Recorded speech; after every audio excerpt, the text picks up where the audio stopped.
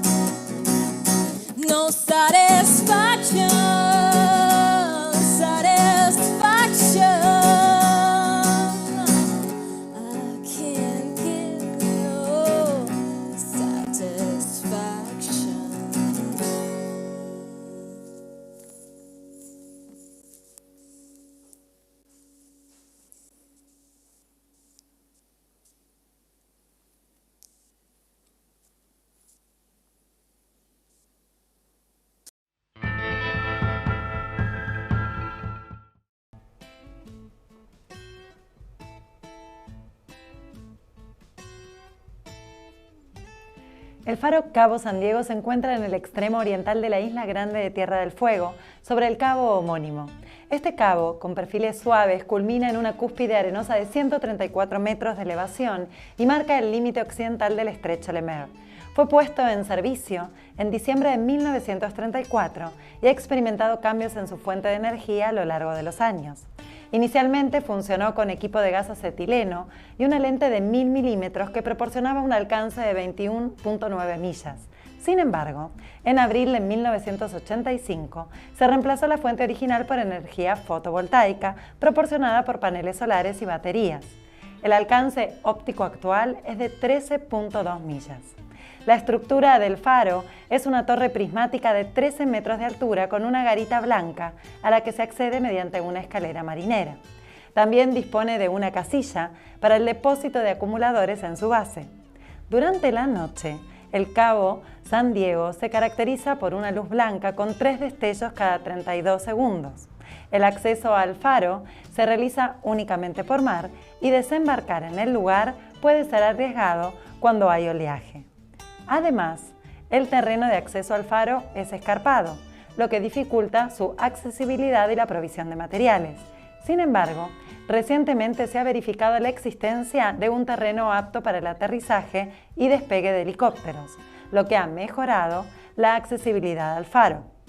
La distancia desde Mar de Ajó hasta el faro Cabo San Diego es de aproximadamente 2.902 kilómetros.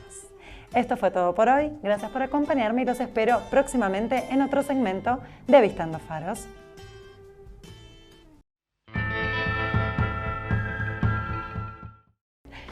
Continuamos con el programa y hoy cerramos con el segmento Polímatas, donde tenemos una entrevista a Fabián D'Aloisio, autor del libro Semilleros, que trata sobre la cuna futbolística de los campeones del mundo. Y esta entrevista fue hecha por el queridísimo Papo Sisman.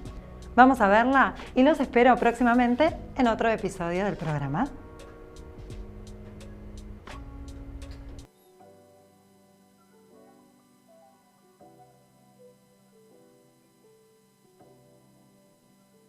bienvenidos y bienvenidas.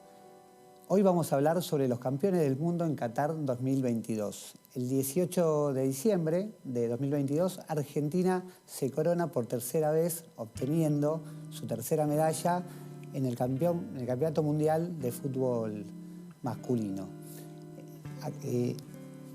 Voy a leer un extracto, la contratapa del libro Semilleros. En nuestro país no hay barrios sin clubes. Todos los campeones del mundo en Qatar 2022 comenzaron pateando una pelota en un club de barrio. Esos espacios sociales, culturales y políticos, tan argentinos como el mate y la sobremesa dominguera. Encontrarán en Semilleros la historia de 28 pibes de barrio, que hoy son ídolos y protagonistas de una de las más grandes alegrías del deporte argentino. La historia que suele contar de los futbolistas es aquella que comienza en los clubes donde debutan. Acá fuimos a buscar la prehistoria de los campeones del mundo y nos encontramos con Dibu Martínez pateando tiro libres, Armani escuchando heavy metal, Enzo Fernández encendiendo las luces de la recoba para arrancar el partido, Leandro Paredes pateando contra una cortina metálica o Rodrigo de Paul atajando con el buzo de Lechuga Roja. Este libro Semilleros es uno de los libros que ha realizado Fabián D'Aloisio junto a Juan Stanisi. Hoy, en este programa, vamos a charlar un rato con uno de sus autores, Fabián D'Aloisio, que le damos la bienvenida. Así que, buenas tardes, Fabián, ¿cómo estás? Hola, Pablo, ¿cómo estás? Buenas tardes. Buenas tardes. Bueno, empezamos, digamos, con que nos cuentes un poco cómo proyectaron esa idea, cómo se les ocurre llegar a este libro tan hermoso y tan lindo sobre la historia de los campeones del mundo, ¿no? Te cuento un poco el proceso, cómo lo pensamos y sobre todo el armado. Junto a Juan Stanisi, que es el otro editor con quien hicimos Semilleros, nos juntamos a principios de este año, ya todavía con la efervescencia de Semilleros, con la efervescencia del Campeonato del Mundo, ahí muy próxima, digamos, ¿no? A dos o tres semanitas de aquel hermoso 18 de diciembre. Y pensamos que de alguna manera había que contar la historia de estos jugadores, hoy profesionales, desde sus inicios. ¿Por qué? Había surgido, se había viralizado un Twitter durante el Mundial que hacía simplemente esta referencia. Contaba de cada uno de los jugadores del plantel de en qué club de barrio habían jugado.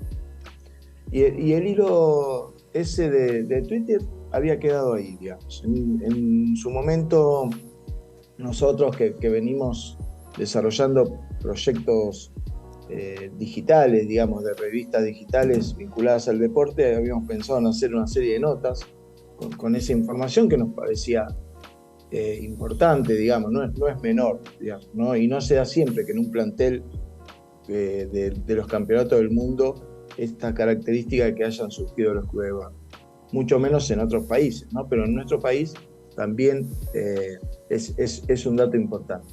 Así que ya con la tercera y con todos los festejos y con toda la alegría popular que significó este campeonato del mundo, dijimos, bueno, ya no es una nota en esta revista, sino que acá hay algo más para contar. Hay muchas historias para contar.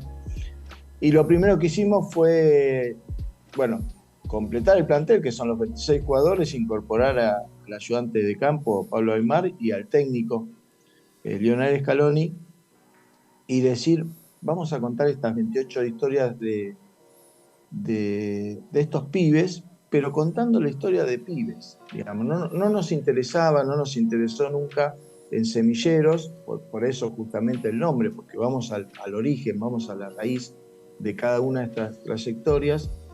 No nos importaba todo el desarrollo de las carreras de cada futbolista, sino pensar realmente de dónde surgieron y dónde jugaron, digamos, dónde fueron felices, como nos gusta decir a nosotros, qué es lo que hace un pibe cuando va a un club de barrio. Digamos, que es uno de los lugares donde los pibes, y por suerte hoy cada vez más, y con mucho volumen las pibas también, van a jugar a la pelota en el club de barrio. Y ahí son felices, digamos, ¿no? Juegan, ni más ni menos que eso. Así que lo primero que te podría contestar respecto a tu pregunta sobre semilleros es que nosotros contamos a estos hoy profesionales cuando eran pibes y jugaban a la pelota. Simplemente eso. Bien, y para reconstruir esas historias, ¿a quiénes contactaron en la investigación? Digamos, en el libro se lee que han ido a todas las provincias porque es un equipo muy federal. Bueno, eso, ¿a quiénes contactaron? ¿Con quiénes hablaron? ¿Fueron a los clubes, las familias? Con Juan tuvimos un trabajito importante. Primero que era conformar el propio equipo. Un equipo que está a la altura de la escaloneta, ¿no? Por llamarlo de alguna manera. Porque Semilleros, si nosotros queríamos contar verdaderamente la historia de estos pibes, había que ir al barrio de donde jugaron estos pibes. O sea, Semilleros es un libro que es imposible de hacer desde un escritorio. Así que el primer trabajo que tuvimos por delante fue constatar que los 28 clubes existían y verdaderamente existen, siguen existiendo y siguen estando vinculados al deporte y a los pibes y a las pibas. Y después lo que hicimos fue conformar un equipo de escritores y escritoras, ¿sí? Con equidad en cuanto a género, en cuanto a la cantidad, digamos que muchas compañeras escriban estas historias también, compañeros y compañeras que vienen de la carrera de periodismo, muchos de ellos de esa profesión, y otros que vienen más de la academia, por llamarlo de alguna manera. Y ahí, después de tener conformado el equipo de escritores y escritoras, que por eso nosotros decimos que Semilleros es una obra colectiva, no es una obra ni de uno ni de dos autores, somos 28 los que escribimos. Ahí pusimos algunas pautas de trabajo que tenían que ver justamente con esto que vos planteás. Bueno, ¿qué hacer? ¿No? ¿Qué es lo que tenemos? ¿Cómo tenemos que buscar esta información? Y ese qué hacer tenía que ver con ir a las fuentes realmente que nos permitan entender que Semilleros tenía que ser abordado a partir de las historias que nos contaban de estos pibes, ¿no? Un poco la idea es esa.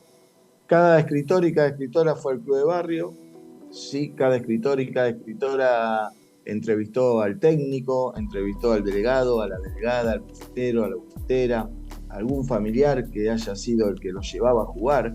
Pensemos que nosotros contamos historias de pibes que tenían entre 5 y 10 años, no mucho más que eso, entre 5 y 12 años a lo sumo.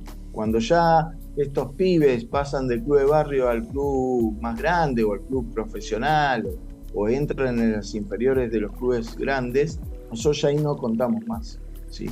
Dejamos de contar la historia. Quiere decir que el pibe a los 5 o 6 años seguramente irá acompañado por un familiar, seguramente la familia misma tenía algún vínculo con ese club, por algún hermano mayor, digamos, que jugaba ahí. Seguramente por las características de estos pibes, que ya jugaban bastante bien, digamos, formaron parte de alguna categoría muy conocida o recordada, digamos, ¿no? Te puedo nombrar la categoría 97 de Montiel, por ejemplo, que es uno de los que yo escribí. Entonces son jugadores donde todavía esa historia se puede reconstruir porque está muy presente. Si nosotros lo vemos en términos históricos, es muy poco el tiempo que pasó. Hace muy poquito tiempo que estos pibes estuvieron en los clubes de barrio, digamos, ¿no? Hay jugadores de la selección que tienen 21, 22, 24 años, digamos, ¿no? Quiere decir que hace 10 estaban en el club de barrio, ¿no? Así que un poco las pautas tan rígidas que pusimos nos dieron este resultado, ¿no? De no irnos del eje de lo que queríamos contar. Y el eje neurálgico, la centralidad de estas historias era reconstruir ese transitar de cuando estos pibes eran muy chiquitos y pateaban la pelota en un club de barrio. No es mucho más que eso, ¿eh? Bien. Semilleros, lo que van a encontrar es eso. Bien. Digamos, 28 historias de pibe de barrio que podrían ser 28 historias de pibe de barrio de hoy. A nosotros con Juan nos gusta decir que los pibes que van a jugar para nuestra selección en el Mundial 2030, cada 4 años, quizás cada 2, hoy están en los clubes de barrio. hoy todavía no se fueron a Europa, hoy todavía no están en los clubes grandes, y sí están caminando 2 o 3 cuadras de su casa y yendo a patear la pelota. Bien, bueno, para terminar, vos mencionabas que te tocó hacer la historia de Montiel, ¿no? Que es justamente quien patea el último penal, que tanta alegría e imágenes tenemos en nuestros recuerdos y perdurarán por muchos años. Bueno, tal vez qué dato o qué cuestión te llama la atención de la historia de Montiel? ¿Qué cosa podés rescatar de esa historia que seguramente pudiste reconstruir a partir de conversar con sus entrenadores, con su familia? Yo para el trabajo de Montiel hice 9 entrevistas. Y como vos decís, entrevisté 2 técnicos, 2 presidentes de clubes, entrevisté al tío, entrevisté al arquero de la categoría 97 del Deportivo del Tala, que era uno de los clubes donde jugó. Montiel jugó en 3 clubes distintos. Primero en el club de barrio más cercano a su casa, que estaba al lado de la escuela, digamos, ¿no? En Virrey del Pino. Él es de Virrey del Pino, kilómetro 38 de la ruta 3, en La Matanza. Y ahí había un club que se llamaba Social Parque, que no tenía ninguna asociación con el que más conocido, que es Social Parque acá de Capital, digamos, ¿no? Se llamaba simplemente así. En verdad la denominación era Parque Social Club. Y empezó jugando ahí hasta que un día, jugando en un barrio bastante alejado de la ruta 3, como 20 cuadras hacia adentro, lo ve jugar el presidente de otro club, que era el Club San Enrique, ya de González Tatán, ¿no? De Virrey del Pino, y se lo lleva a jugar a ese Club San Enrique. Gonzalo tenía 7 años, 8 años, más o menos por ahí. Y el día que le invita a la madre a que lo lleve a jugar ese domingo para San Enrique, ese mismo día hay 2 delegados de otro club de Catán, que se llama El Tala, que lo vieron jugar y se lo llevaron a jugar otro torneo en el Deportivo del Tala, que es el club donde él ya definitivamente se queda hasta los 13 años. Con una camiseta muy parecida a la primera del Barcelona, donde jugaba Messi, digamos, y juega en el Club San Ignacio con la camiseta argentina, que el Club San Ignacio le habían hecho una donación, y la primera camiseta que jugó Montiel fue con la camiseta argentina. Como si fuera un presagio de la historia, ¿no? Y bueno, y después, bueno, entrevistando al arquero, a los técnicos, sobre todo lo que empieza a destacarse ahí es la personalidad. Un pibe de barrio con mucha responsabilidad. No recuerdan un entrenamiento ni un partido donde Gonzalo no haya estado, donde no haya estado acompañado por la familia, una familia muy humilde, de un barrio popular de Virrey del Pino, el barrio Esperanza, y que lo acompañó y lo aguantó siempre, todos los fines de semana, jugando sábado y domingo. Hasta que a Gonzalo en una prueba lo llevan a River, lo habían llevado a Huracán, jugó en Huracán, Gonzalo Montiel, había hecho una prueba en Boca, no había quedado, y definitivamente termina en una prueba en River. Y ya después que juega un año en River, con las dificultades para viajar que tenía la familia, Gonzalo termina viviendo la pensión teniendo solamente 12 años. Se queda a vivir toda la semana en la pensión y los padres lo iban a buscar los viernes para que esté el fin de semana con la familia. Así que estas características de mucho sacrificio, de mucha responsabilidad, de un carácter muy particular, con mucha personalidad dentro de una cancha, dicho por el arquero de Gonzalo, de Brian Rodríguez mismo, que me contaba que iban ganando 10-0 el partido y si le hacían un gol, Gonzalo se enojaba y se iba enojado porque le habían hecho un gol, digamos, le había ganado el partido 10-1. Digamos, una personalidad muy fuerte. Bueno, creo que ahí en ese semillero particular también estas cuestiones de la forma de ser empiezan a jugar mucho en lo que después son las trayectorias deportivas. Bueno, Fabián, muchísimas gracias, felicitaciones a vos, a Juan y a todo ese equipo que trabajó y armó ese proyecto colectivo tan hermoso como es este libro que se llama Semilleros. Así que bueno, muchísimas gracias, nos despedimos y para cerrar, ¿no?, la idea de atrás del éxito, atrás de un montón de imágenes que se vieron, que siguen recorriendo y que van a seguir recorriendo por todo el mundo, hay una historia que se construye, una semilla que nace en los clubes de barrio. Atrás de cada uno de esos jugadores que hoy vamos a recordar tanto tiempo por haber obtenido ese gran campeonato, hay una historia muy interesante que tiene que ver con el nacimiento de cada uno de ellos y el desarrollo de cada uno de ellos en un club de barrio que ha trabajado y sigue trabajando, formando a un montón de jóvenes y pibes y pibas de nuestro país. Así que bueno, muchísimas gracias, nos vemos en el próximo programa.